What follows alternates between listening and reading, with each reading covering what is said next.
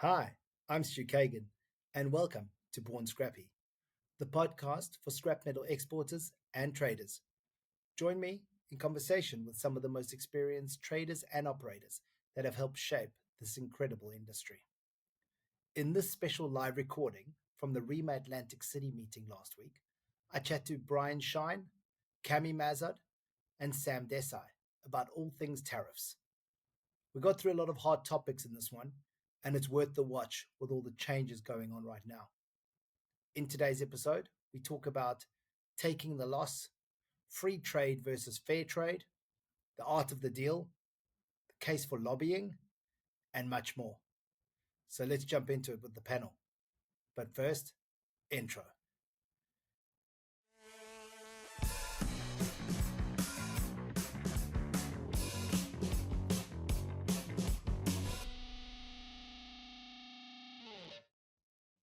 Okay, can everybody hear me? Is that coming through the speakers? I guess it is because everybody stopped talking. That's fantastic. Okay, guys, you will have seen we're going to have a 1 hour conversation. We'll give some people some time to trickle in if there's more coming. A lot of people mentioned they were interested to hear these three talk, not really me, but we'll get a whole lot of juice out of these guys. Michael wanted to speak first. Do you still want to speak first? That's all right, mate. No problem. Don't say I don't invite you to anything. All right, so we're going to get stuck into it. First thing we're going to do is do some introductions so we can contextualize exactly who we're speaking to and why we should maybe have a listen to their opinions. So we can start with Brian. Give us an idea of your background and who you are. Sure. Happy to be here today. Looking forward to this session and welcome any questions from the audience. We'll certainly do the very best we can. Complex subject. My name is Brian Shine. I'm the CEO of a company called Manitoba Corporation, which has a nice Canadian-sounding name, but the reality is we're U.S.-based. We're out of Buffalo, New York, and have been in business for 108 years at this point, mostly trading copper. We have a plant in St. Louis, Missouri, and I'm a former ReMA chairman and the current chair of CARI, which is the Canadian Association of Recycling Industries. Thank you. I'm Sam Desai. I'm the vice president of the ReMA chapter New Jersey. In addition, I work for a company called RM Metals. I'm the vice president there also. We've been around approximately around 40 years. We're doing exports and also imports of metal products, scrap, usable products. So. And I'm Camelia Mazard. I am an international trade attorney based in Washington, D.C. I also dabble in antitrust law, and they will all come into play together because, as we know, the scrap industry is prone to scrutiny from all different types of agencies in D.C. that like to keep an eye on your imports, exports, and ensure that you're not colluding. All right, sounds like a panel with a lot of information. So I've been excited for this one for a while. Last week we did our podcast where we spoke about it. But I think the first thing I'm going to ask, and maybe Camelia made this for you, but happy to open it up, is, what's going on literally in the last hour? Because it's similar to the question I asked at the ReMA event in Vegas last year. I asked George Adams, how many yards does he have right now? And it was like kind of because in 10 minutes' time that could change, right? So right now with the tariffs, what's the latest news? What are we hearing currently? So at the moment, there are a few pending deadlines. So the most important countries that are on the horizon is obviously China. There were additional duties that were going into place just regardless of the product. We have copper on the horizon as well. The administration is very excited to get any comments. They are going to look to see whether or not any trade, what we call relief, should be put into place for copper products and any copper derivative products, which would be where scrap would come into. When do we expect to hear more on copper? Copper, I believe the comment period closes in April 11th. And then the process after that, how long after The process after that is we're hoping it'll be a notice of rulemaking, which means you actually have the opportunity to submit comments in front of the agencies. At this point, we don't know if the purview will be at the U.S. Trade Representative or at the International Trade Commission in D.C. Okay, Mr. Copper Guy, what are your thoughts on that? So one, from my own personal perspective, and two, from my role as, again, former ReMA and current carry. This is really where the trade association comes in critically important, because as a small company, we don't have the resources to hire attorneys to really fight this, or we need to be part of a larger group. And that's the value of a ReMA or carry. ReMA is actively engaged with a law firm to look at the real status of copper. Is there a shortage? Is there reasons that this should or should not be included?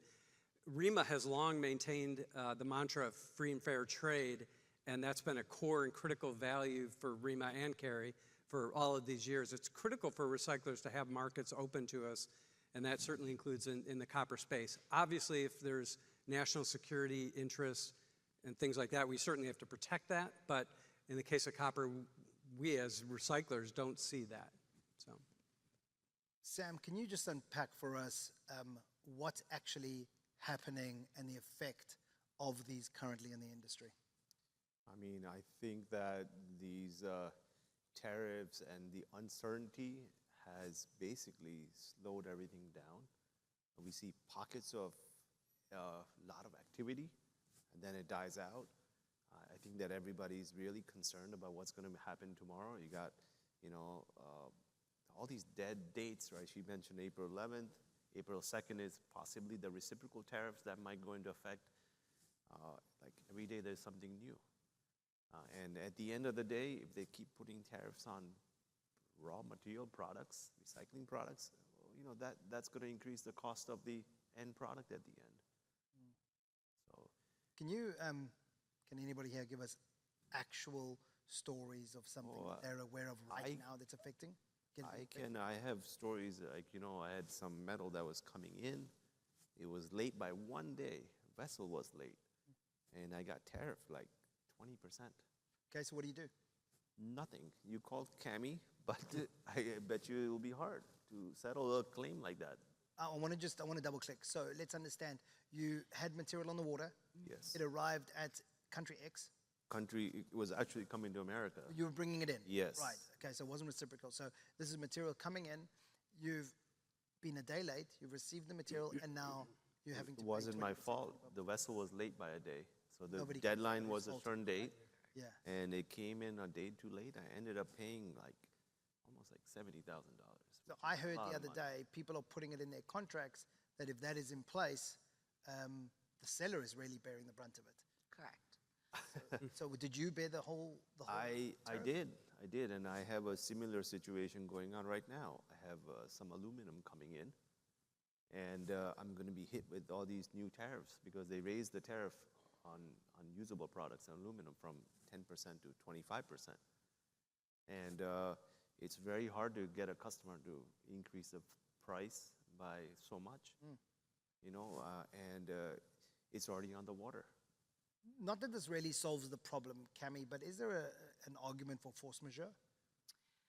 There are, if your clients have a little bit of forewarning. So we advised a number of clients when the tariffs were first announced, probably in late February, and they did use words like, sort of an act of God kind of thing, that they were going to pass on all the price increases to their customers because the tariff is imposed on the importer of record. And if you can put it in your contract, and I know the foreign producers are very skeptical of doing this, that you want to change your Incoterms. That's the first thing that we say to DDP, which is delivered duty paid, right? Even if you pay a slightly higher premium, you are not responsible if it's a day late, if it's a month late, if it's, an hour late, to be quite honest, because at 12:01 is sort of when the time goes in and when it enters the port. And if you recall during COVID, all the supply chain issues, that we had problems clearing everything at all the ports around the country.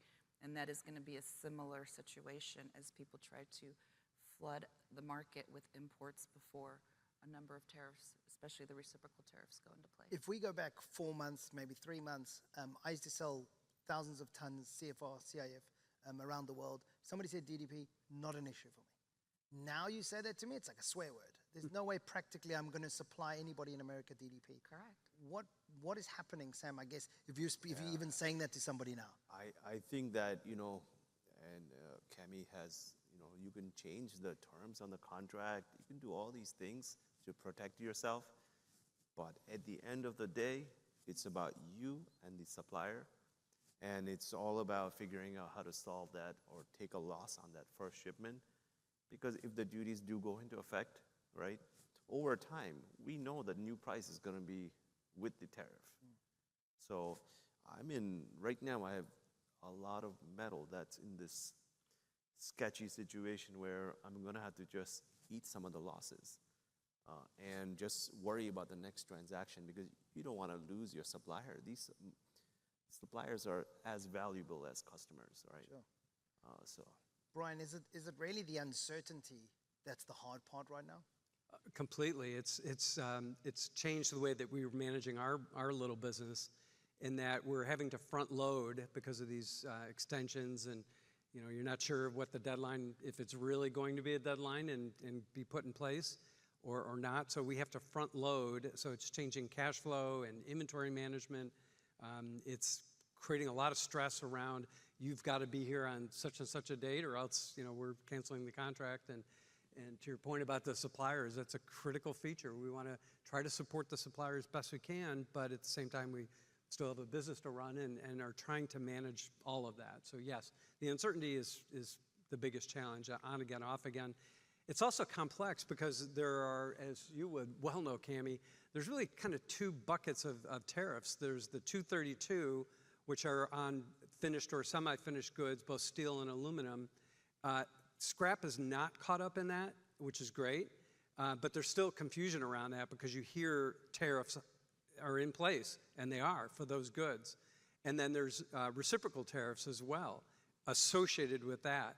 But in terms of scrap, it is trading right now, and we're bringing it across every day, under the USMCA, US, Mexico, Canada agreement, the current agreement, assuming that you have a certificate of origin on file for the goods, then it can clear duty-free. It can't be under the most favored nations status, which a lot of people were trading that because there was no real difference from the perspective that neither one was dutiable. So if you didn't have a certificate of origin on file, which I think is good for 1 year, it's a 1-year filing for the goods that clear from that supplier. So that's the way that we've been clearing the goods, and it is coming through. In Canada, a lot of Canadian, actually I was teasing on our podcast the other day that in 2 months' time, I've received more phone calls and emails as CARI chairman than I did in my entire 2 years as ReMA chairman from members, naturally, because this situation is disruptive, incredibly disruptive to our businesses. The Canadians in particular rely a lot on the U.S. as an outlet, whether that be to sell to wholesalers that are doing further processing or direct to consumers. And by the way, there was a window of time where tariffs were in place, and that was from, I believe, midnight on March 4th until March 7th when it was lifted. And I know many stories of Canadians that had goods out there and paid thousands or hundreds of thousands of dollars, just like you did, because they got caught in that brief window that was open. And that's really disheartening that the U.S. has taken such a hardline stance around that and won't, at this point, I'm hoping that there'll be some relief in some form or fashion, but as of right now, they're not going back, is the statement. Yeah, I've had a lot of phone calls from Canadians. We discussed it on the podcast and wanting to join Buddy because people that weren't exporting at all, and I mean exporting as in internationally, not into the US, are now all of a sudden looking for trusted buyers, and it's a lot of pressure there. What's actually happening on the prices, though, both locally and globally? And then I want to ask what's going to happen in the future. So I think you're probably all going to want to talk about prices. So happy to start with Cami if you wanted to. You were nodding. Sure. Universally, you'll see a price increasing because you have to front load many of your costs. So first, your customs broker is going to want a higher bond because there's the uncertainty as to when the good will actually clear customs. And second, there's also the uncertainty on the timing and the deadline. So if you do end up caught in a situation like Sam, there are other options where you could, not for Canada and Mexico, obviously, because they're coming in by truck, but if they're coming in by boat, we have a different number of free trade areas or free trade zones where you could temporarily bring it in, or you could have, right? Now, retroactively, you couldn't for those 3 days.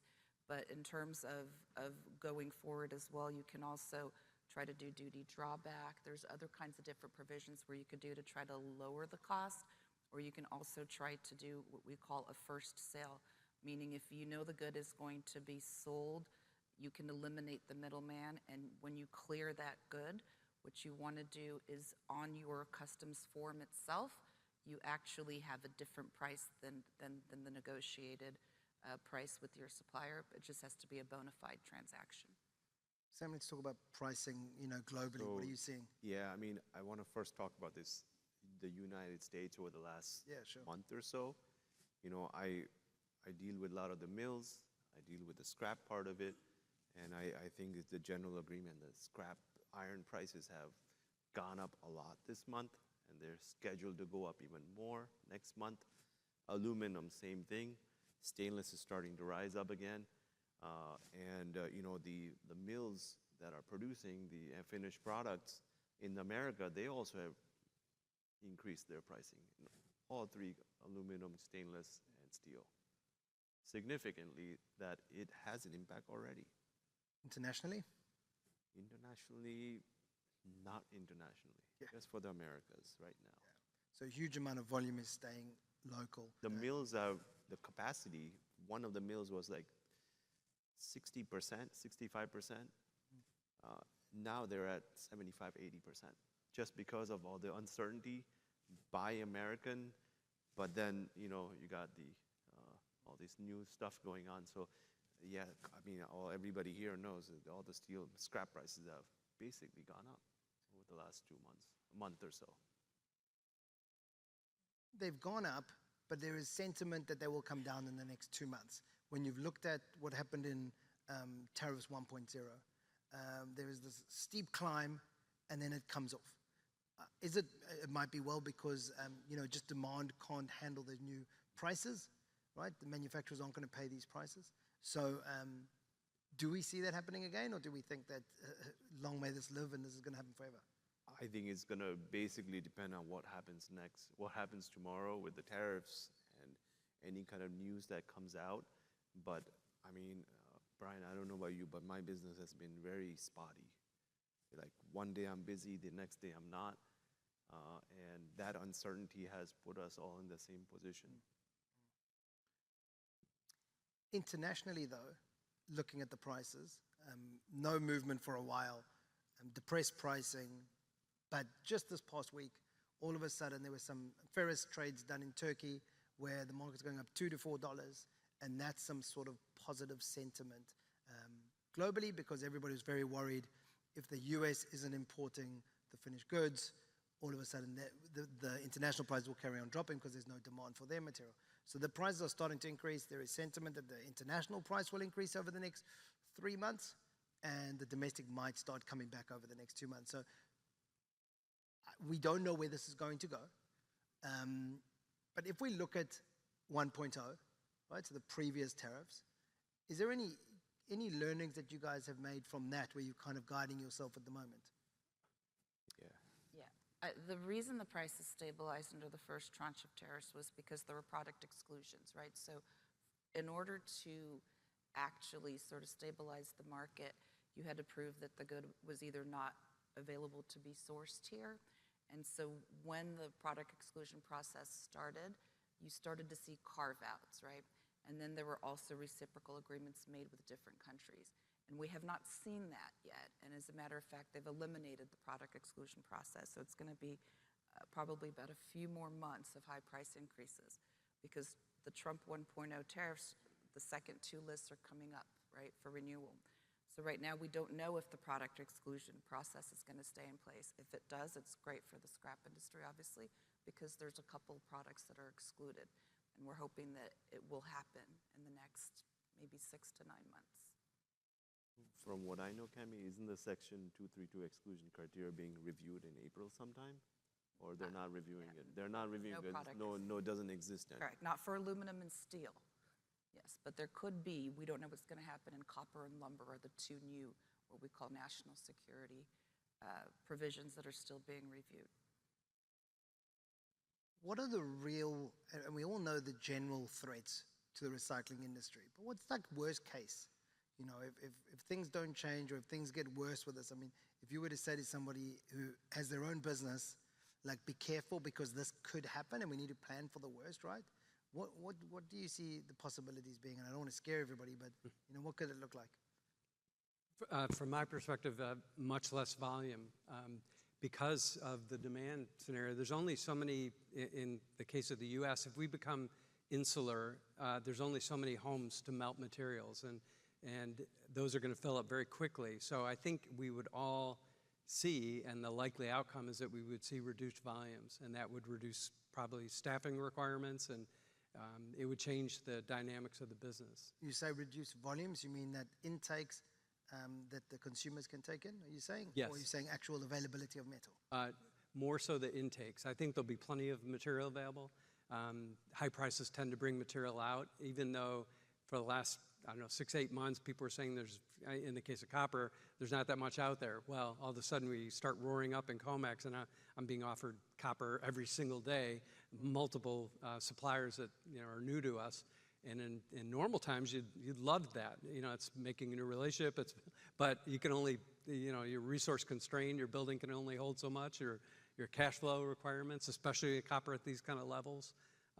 So that's the challenge, is that we're seeing demand decline, and it's uncertainty related, and it's economic related, and the uncertainty of what's going to happen within these tariff context and just how it's going to go.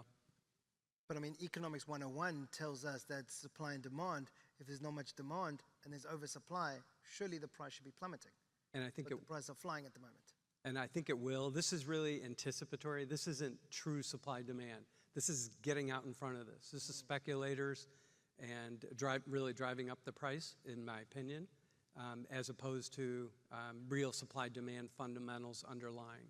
That we're not seeing. And one of the ways you know that is because we're starting to see the spreads widen out like they haven't since, for a long time now, for a long time. Okay, but sorry, Sam, the scariest thing that can happen to a market is speculators. Yes. Like, literally, what everybody should then be careful of is make sure you're covered on your sales, because the market that's sitting above $5 right now, you know, could crash overnight to below LME. For sure. And if you're holding on, you know, waiting for 510, 525, the reality is you may not get there anyway, even if the market does, because those spreads are going to keep opening. So, yeah, you're better off to turn it as you accumulate it, best you can. Sorry, Sam, you wanted to say? Yeah, I was going to say that as Brian's mentioned, people are building up inventories to a point, right? If you don't have any stock of something, you want to build it up. And then, you know, as you see the price goes up, then you get kind of cheap, you can sell it for more. So as long as the price goes up. Yeah, but right? then you want a relatively stabilized inventory. You don't want too high, you don't want too low, but because you don't know, tomorrow it may drop. And if something that goes up too fast, I always think it's going to come right down. And for now, you only have a month, right? That you know that the USMCA provisions are carved out, which is why, as you were saying, it is important to lobby.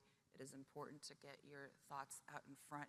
It is important to speak to anybody in the administration or the agencies, whether it's the Department of Commerce, about how important and valuable jobs are, because it's a carrot and a stick approach. The whole goal is to try to get production here and to try to, you know, increase jobs here. So if you also show the impact, you as a U.S. importer are part of the U.S. industry. We were talking about the copper prices, but I mean, have you got any input on the aluminum prices? Yeah, aluminum price, we have seen a good increase, a very significant increase. But is it also based on speculation, or is there actually a real demand? I think it has to do with the Canadian, Mexico potential tariff that was there before, and you know, a lot of finished product comes from these countries. That's why we think that's why it's gone up a lot. So there is the demand. So in aluminum and ferrous, there is a demand. There is a inventory build-up demand, I would say. People are building up the inventories to a point. And I did the same thing, but after that, you're going to slow down. The demand, I think, is pretty flat. I don't think the demand honest demand, I don't think it has gone up much. The demand hasn't gone up, but the price. Not that much. I don't think so. It's the stockpiling, you know, and then it also leads to higher prices. I always try to tell them, maybe can you put it in a customs bonded warehouse, right?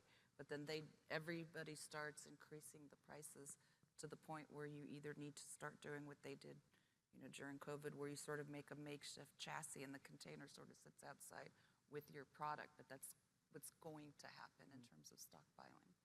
I guess to explain it in another way, if you think about the metal market prices, it seems to be sentiment driving the prices at the moment.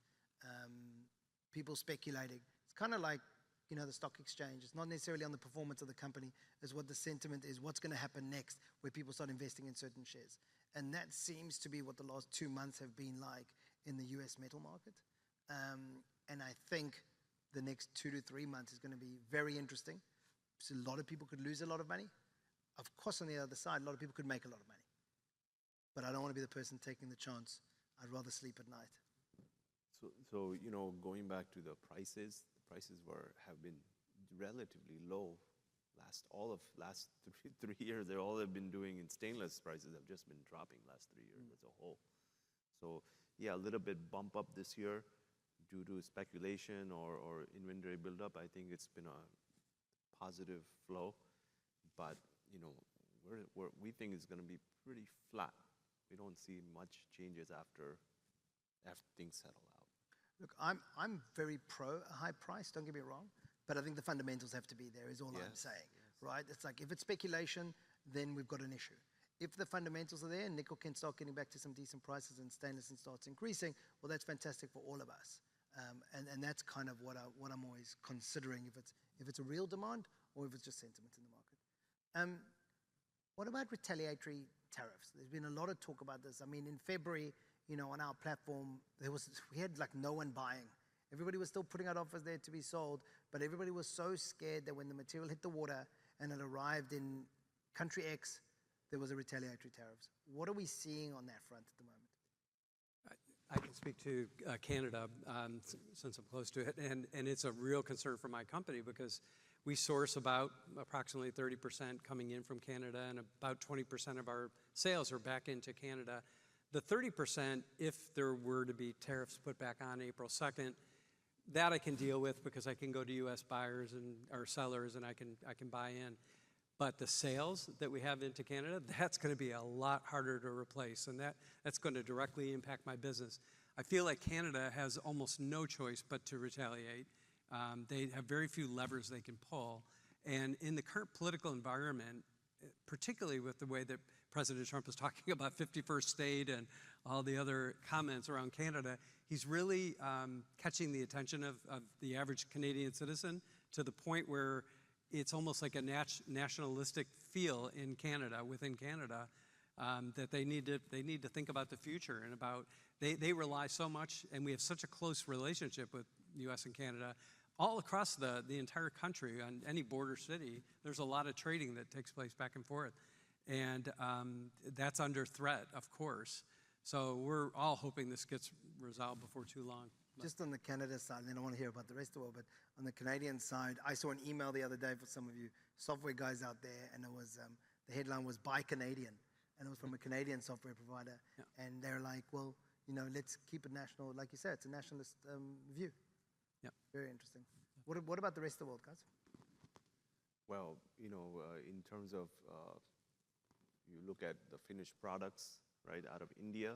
India has a hefty tariff on all steel, all stainless coming into its country. They have anti-dumping duties, all this. But reciprocal tariffs, if I'm not mistaken, are referring more to like other items than steel and aluminum. They're looking at like pharmaceuticals and food and other products. But that will raise all the prices overall as a whole. Because I've tried to study about it, and maybe Cami can also guide us, but I don't think it's referring to, mostly not to steel, because there is already tariff there. Yeah, so there's already, like he said, anti-dumping duties, and there's already countervailing duties as well, which would be sort of an anti-subsidy. With the retaliatory tariffs do affect the scrap industry, whereas the reciprocal tariffs do not. And so it is scary to put something on the water and not know, is it going to be 200%? Is it going to be 100%? and that is also to other countries do have similar systems, where there are free trade zones, where back in the day what you could do is you could divert if something was coming from China to Canada or Mexico, right? And then you could bring it in eventually. And so you need to find some kind of a system similar, because there are different duty provisions for each country in which we have, what we call them GSPs, the General System of Preferences. So some countries, we always try to advise that you divert if you can. Look, it's definitely on the scrap side. I mean, I've heard the whole of February, that's what everybody was talking about when they were trying to buy material. They weren't willing to take the chance of it arriving and there being some sort of retaliatory tariffs. But what is quite interesting is, and you guys touched on it, I've been reading a lot about this, is that there are already tariffs on metals in other countries. You just touched on India. Now, not everybody knows that. And everybody goes, oh my God, America doesn't want to do business with the rest of the world, and they're ruining their relationships. And as soon as then you look at it, you go, well, hold on. India don't want you to be able to sell any finished goods into India. They make sure that they have tariffs in place to do it. So tariffs isn't a swear word. It's very much how the world does business. Yeah. So, internationally, what are we, so India is a perfect example. Do we think that there could be a chance of them increasing it on the scrap side? Or do you think that what is in play already, that's not going to change? Well, didn't India just eliminate it, right? They did. They did actually eliminate eliminated it. it. Yep. Sure, Maybe that's because of what's going on out there. Yeah, they had discussed, sort of eliminating trade barriers in the past, and I think this just advanced the process when he came to the White House. And, I think it's sort of how you can advocate your position. If you open up this, we'll do the same thing. All countries use trade, in terms of a trade barrier. It could be a carrot or it could be a stick. And it's generally, the developed countries that use it very, very sophisticated. So if you look around the room, or if you just look at anything, we love to use the trade laws to stop you from doing anything that we think that we can do better. But other countries, once we foreclose our market, usually they go to Canada or Mexico or the EU. But now Australia, China is doing a very good job on the anti-dumping. Not quite as many cases, but in the past, I would say, year or so, they probably had about 21 successful orders on stopping you from bringing things in, including... Is that Australia and China, did you say? Australia has its own system, but China is just learning through their MOFCOM how to do it successfully, because you can bring a case, but you also have to prove, different effects. And they weren't having high success rates. In the United States, cases are successful about 90% of the time. So what you're saying is, with India, who've brought down their tariffs, which is now creating better free trade or freer trade, maybe these tariffs aren't necessarily so negative.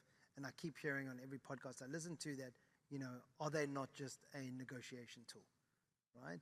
Is he not just bringing people to the party to create better opportunities for America? I mean, what are your thoughts on it being a negotiation thing? Or do you think it's there to bring income? Is it there to change the way we trade?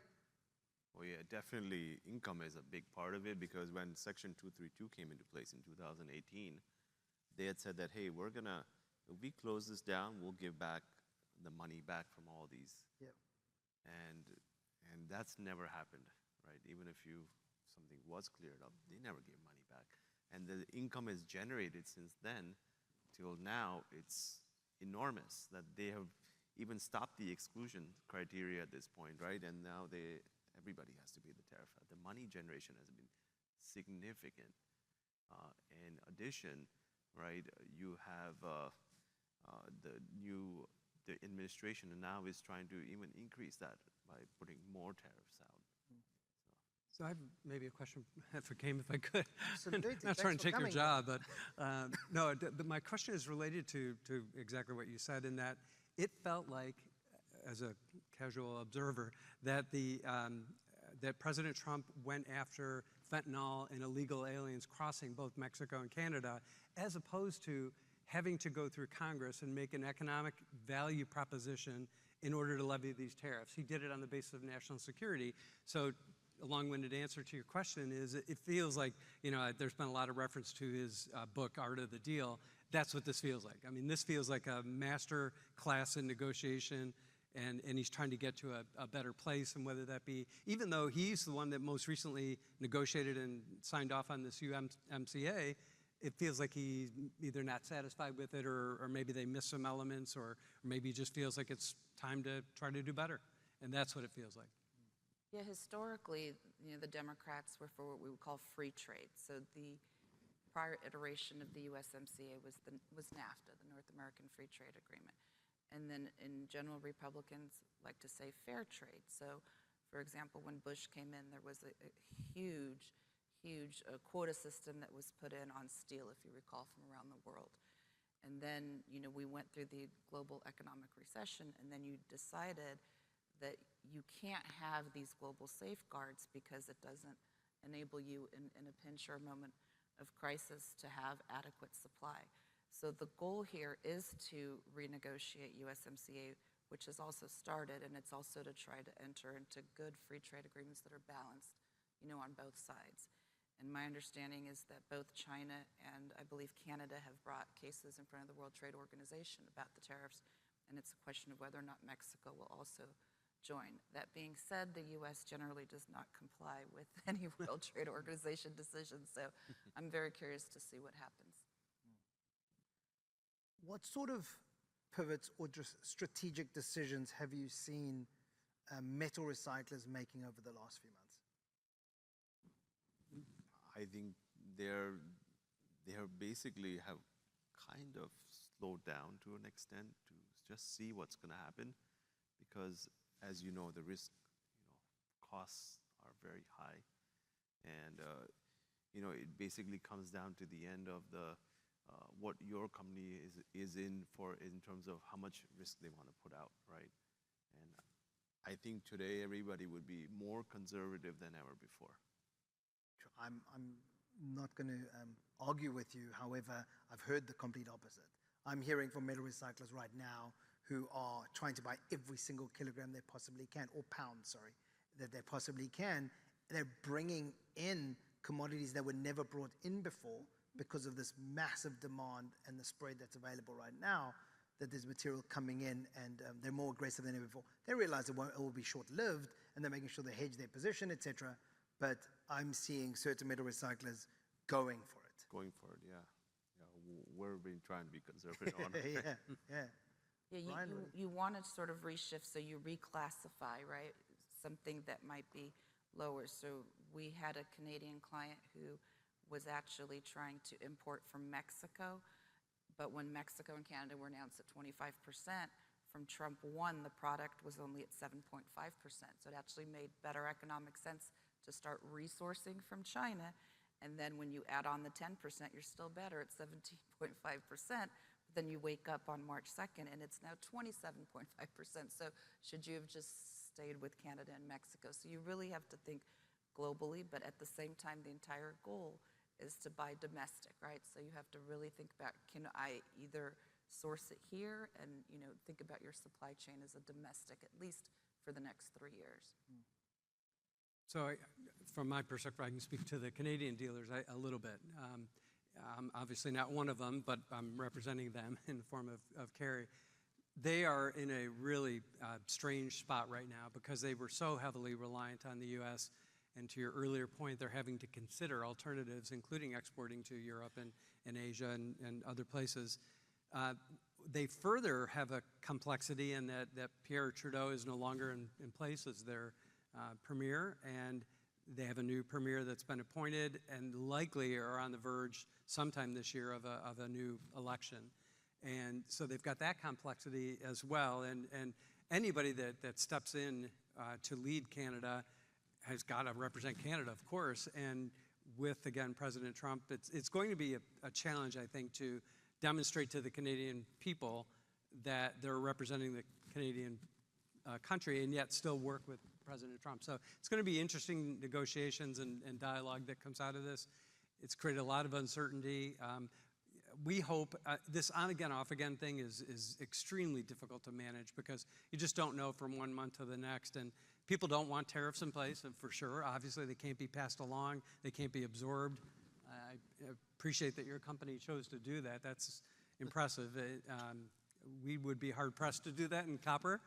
with each load being 200,000 and putting another 50 on top or whatever. I mean, it's just not, there's no margin there. Oh, and there's no, yeah, right. Well, for you. There's no pass along. So any case, there's a lot of uncertainty. The bottom line is that people are scrambling, trying to figure it out. We spoke to Kevin, I spoke to Kevin earlier up here, and he was talking about a strategic change and having the ability to, because he can now do a lot of rail cars on his site, whereas he was doing majority export, and now he's been able to supply local demand. I know my good friends at A-Ward in Auckland, New Zealand are getting heaps of phone calls from Canadians right now who are looking to export, and they need tilters to be able to pack. I saw Abijay's get all excited there with the container tilters going into Canada for exporting. But one of the things I remember putting out a post on LinkedIn when this first came into play, and there's two personalities. There's the ones that roll over and they go, oh fuck, I was going to swear, oh fuck, this is the end. What do we do now? My business is in shit. There's other ones that go, hold on, there's an opportunity here. And where is that opportunity? And there I think about the people that I spoke to lately who are now bringing material in, making more money than they were making previously, right? I was in South Africa, and I'm not sure if a lot of you guys know this, but South Africa has had export duties for the last maybe 15 years. And what they did was there was a government organization called ITAC. I was running the largest scrap metal company in Southern Africa at the time, so it was a huge impact on us, and I was a part of the discussions. And ITAC overnight passed a law that if you, now they're a majority exporter country, not a lot of mills there, so they export a hell of a lot. If you wanted to export, you had to apply for a permit to be able to export out the country. And when you applied, the government then sent it around to any melters in the country. And if a melter wanted it, they could buy your scrap at a 20% discount. I'm sure you'd absolutely love that, right? Yeah. So copper processors was obviously a really great opportunity. But now we had the majority of the scrap in the country, in fact, in all of Southern Africa. And I remember walking into an executive meeting that evening over a lot of whiskeys and some of them smoking lots of cigars. And woe is us. We have all the scrap. We're in trouble. The consumers can now go direct and will buy all of our contracts. And for whatever reason, I'm like this crazy optimist. Some say it's toxic. But basically, I'm like, hold on, there's a massive opportunity here. We have all the money. We have all the scrap. Let's go out and buy the copper foundries. We went out in the next week and we bought 4 copper foundries, and it's currently the most profitable part of their business in Southern Africa. And my point is that if you sit here and you go, I'm going to let the tariffs happen to me, and I just have to kind of like, strategically, now I'm going to buy less, or I'm going to be a little bit conservative and not sure what happens next, whatever. There's a lot better angle, which is go out there and try and find the opportunity in your region. Like there will be opportunities, because with uncertainty, muddy waters, it often creates the best opportunities for you. Definitely. Yeah. So I don't know if, and I think I asked you this on the podcast the other day, but can you think of anybody in particular right now that you've had a phone call with? You actually probably speak to a lot of people, being with Carrie, that are thinking out the box, or woe is me, like doom and gloom because they're in Ontario and they don't normally export and now they're in trouble, right? So I've heard both, and that's understandable. I mean, it depends on your nature, your personal approach to the business. A lot of people are afraid of change, and so they tend to want to do the thing that they know that's worked. And when that thing gets thrown off, that's the normal, natural kind of first reaction for some people. You're rare and special in that way, but the reality is there's many people within our industry, very entrepreneurial recyclers. They figure it out. So their initial reaction might be, complain to Carrie, to ReMA, to anybody that'll listen. But it doesn't take long, and you figure it out. I mean, you have to. We're a group of survivors. The recycling industry is challenging. We have ups and downs all the time, and somehow we continue to fight through and figure it out. So I think it's both, and I think both happen. Some people get to your stance and your approach quicker, but eventually we all get there. I think I'm hearing a lot of like Canadians who are now looking at maybe granulating because material was crossing the border, right? So you could send cable across, and it was because it was right on the other side of the border. Now it's like, well, actually there's a massive opportunity. Who puts in the first granulator in my area? And therefore I start making all the, take that opportunity. So I have heard quite a bit of that as well. Definitely, yeah. That's the tendency. You want to put more things in your control so that you're not subject to relying on others that could be across the border and already have invested, you want to do that. So yes, correct. And I guess with my experience, the difference was, probably the biggest difference was that it was carved in stone, it's carved out there, right there. From this date going forward for the next 20 years, this is the law. Here, the problem is, do you want to go buy a granulator? If all of a sudden next week it opens up again and everybody goes, and now you're competing with the US granulation plants, right? So the chopping lines, like that's, I think, one of the hardest parts of making a decision right now, right? So yeah, especially like now, the way this administration has made changes every so often, that's what I mean. In terms of like surviving, I think that everybody's going to survive because this is the scrap industry. Everybody survives at the end. Yeah. But for example, Brian's talking about scrap going back to Canada, right? Your business in America is going to increase if there's a duty going across. Yeah. Or coming back for the finished product. So right. Yeah, so everyone's going to make it, but just that the uncertainty right now is there. Yeah, cost of buying machines, a granulator is not a cheap item. Yeah, so, absolutely. So like, yeah, so we all have to make decisions wisely about how much expenditure of resources we can do. Are you seeing any change to the trading lanes, and what can we expect with trading lanes? I mean, people were bringing a lot of material in from the US, materials coming in. Who's going to benefit here if tariffs do come into play and they seriously? Which country out there is going, well, let's hope they do this because I'm going to buy a whole lot more material? So in terms of the finished product, right? I gotta say that the prices do adjust over time. These countries who are getting tariff, they may lower the price. The clients here may increase the price. We saw that back in 2018 with the tariffs back then. And we're starting to see that slowly right now. Like I had a situation where I'm buying metal at the old price. Now I have to pay a tariff on it. They did not discount my price on my existing order, but the next order, they reduced it down like 10, 15%. So I'm kind of going to break even at the end. So I think that it's just a matter of time. Europe, for example, will reduce the amount of imports they do into America. But over time, I think it might adjust itself to a point. I think Vietnam is going to benefit. Thailand will benefit. These countries have already been paying all these extra tariffs. If material is going to come in here for slightly cheaper, that's going to affect the scrap price because now their sales prices drop. Therefore, the scrap price, the input has to be reduced as well, which is now a scary thing. So I didn't think necessarily much would come in, but I guess there is a demand that has to be met somehow. And even if prices kind of are the way to do it. Have you had any actual impact other than the one that you've had now when you're having conversations right now about deals going forward? We were speaking about putting it in your contracts. What is actually the sentiment when somebody's doing a deal with you now? Oh my God. So the whole idea is how to protect yourself. The Yeah. customers are like, we're going to just protect ourselves. If any changes happen, it's on you. And I tell them that it depends on how much the change there is. I mean, if it's going to be a significant, we may just call it force majeure, or we may not do it. Like if it's 100% tariff, right? If it's a small amount, I say we can have a discussion and work it out. And that's the general conversation I'm having with anybody. We just can't be guaranteed to pay all of it, right? There's no such thing nowadays. And even if we agree to it, and tomorrow it goes up 200%, we can't do it. Yeah. And we survived the early aughts, right? We survived COVID, so this too shall pass. If you are sort of a big mattress supplier, for example, and your customers are Best Buy, Target, Walmart, you can put that in your contract if you have, sales, if you're sort of the economic power. But if you're selling to smaller companies and this is sort of your bread and butter, then you need to make sure you have really clean customs documents, because if you look at the harmonized tariff schedule, that is what is going to carry the day, right? So you need to ensure that it says no product of aluminum. You need to make sure it says no product of steel. And before, like you said, you didn't always have clean customs documents because it didn't matter. But at the end of the day, your trade documents are going to matter going forward. You're talking about, in a negotiation, it's all about who has the power, right? And that's, on a daily basis, we're all dealing with that. Who needs it more? Do you have only one market you can sell to? Do you desperately need to buy this material? Who has that power? It kind of then makes me think about the president. And, I think it was just the other day when Canada put on tariffs for power. Wasn't it power? And then all of a sudden it dropped after one day because Trump just doubled the tariffs.